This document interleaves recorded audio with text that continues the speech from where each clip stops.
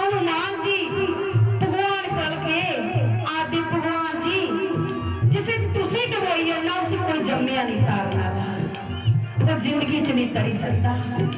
अज दे इस दुनिया के विच मैं रहनिया खानिया तो लानिया अपने सतगुर की कृपा नाल। मेरी कोई भी बात नहीं है कि मैं तुंदे विच बहिए उहदा गुणगान करी सकूं।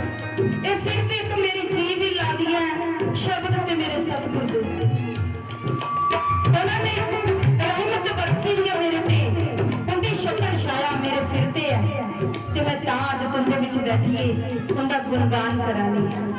सच्ची को तार देना एक बार उसे अपना बनाइए दिखी लो जेड़ा पानी ते पत्थरां नूं तारदा तैनूं क्यों बताऊं बंदे